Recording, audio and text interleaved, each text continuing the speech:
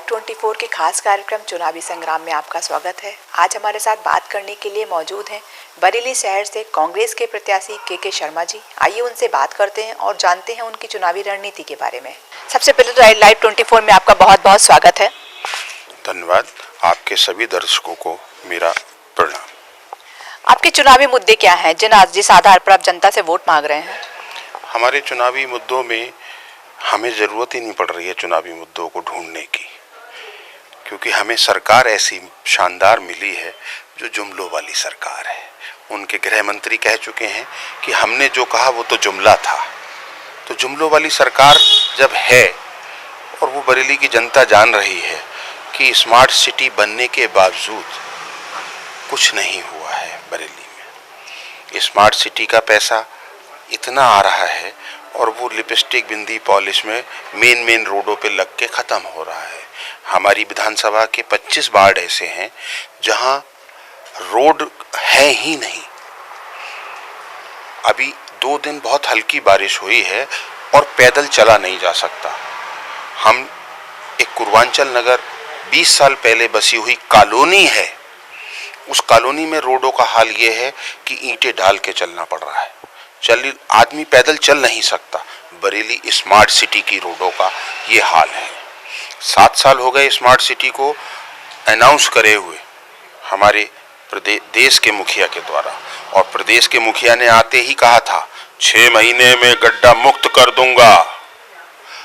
हाल ये है कि एक टेन्योर खत्म होने जा रहा है और खत्म होने के बावजूद वो ठीक नहीं हुई। इन्होंने कहा था कि जो सरकारें हैं वो कब्रिस्तानों का ध्यान रखती हैं, लेकिन जो हमारे शमशान हैं वो बेकार पड़े हैं। आज आप बरेली के कब्रिस्तान भी देख लीजिए और शमशान भी देख लीजिए। हाल ये है कि अगर आप वहां पैदल जाएं तो कीचड़ में इतना पैर आपका सन जाएगा। कब्रिस्तानों का हाल ये है।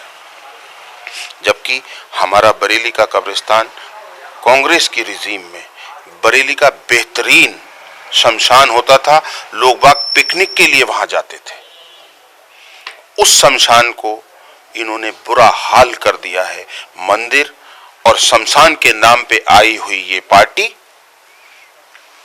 हिंदुओं को गुमराह कर रही है और इसके अलावा कुछ नहीं है। तो आपके द्वारा ऐसे क्या कार्य किए जाएंगे जो मौजूदा विधायक नहीं कर सके हैं? मैंने आपको अभी बताया कि यहाँ सबसे बड़ी प्रॉब्लम जो है युवाओं के रोजगार की प्रॉब्लम है। बहुत बड़े बड़े रोजगार संस्थान यहाँ हमारी पार्टी के द्वारा लगाए गए, जैसे यहाँ सिंथेटिक एंड केमिकल, यहाँ बिमको, यहाँ टर्पंटाइन फैक्ट्री, इस तरीके के तमाम बड़े उद्योग यहाँ बंद हो चुके हैं। केवल एक इफ्को उद्योग चल रहा है। ये 5 ऐसे बड़े उद्योग हैं जो कांग्रेस की रिजीम में यहाँ लगे। उसके बाद कोई भी बड़ा उद्योग यहाँ नहीं आया है। इनके रिजीम में ये बंद जरूर हुए। 32 साल से कांग्रेस यहाँ नहीं है। 32 साल पहले ये लग चुके थे। 70 साल देश को आज़ाद हुए हैं।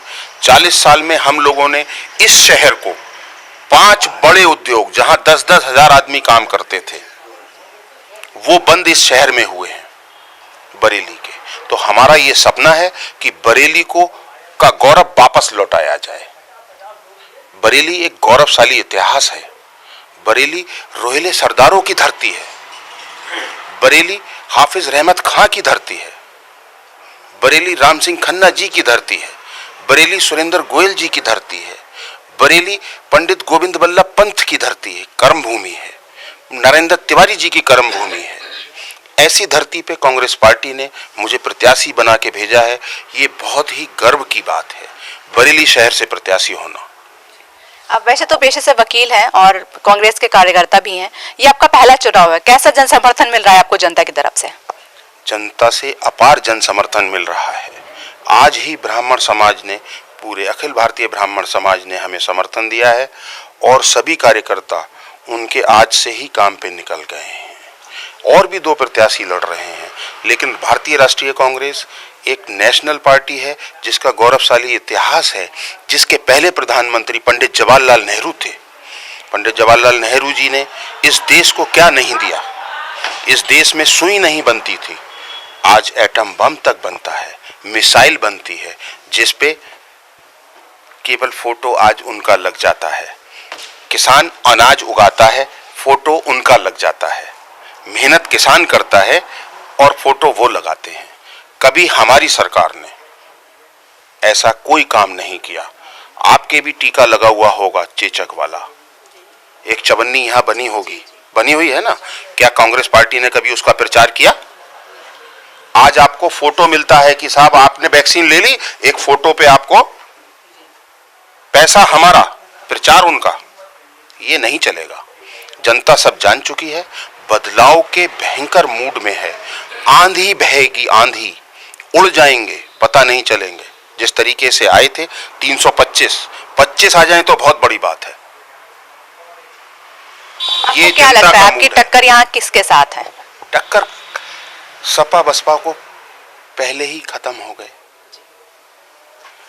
इनका ये हाल है तो टक्कर किससे है?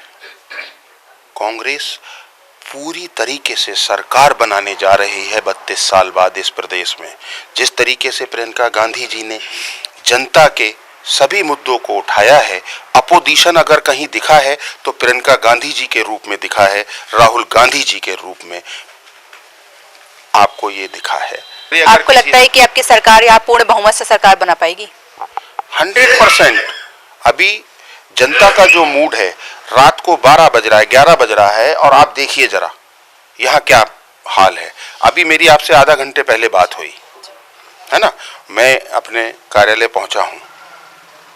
रात को 11 बजे तक भी जनता मुझे छोड़ने को तैयार नहीं है, यहाँ आ जाइए। मैं रात को 12 बजे भी अगर कहीं जाऊं तो प्रोग्राम मेरे पास नोट है। तो अपार जन समर्थन पहली बार लड़ने के बावजूद मुझे मिल रहा है हर समाज से, चाहे खत्री समाज हो।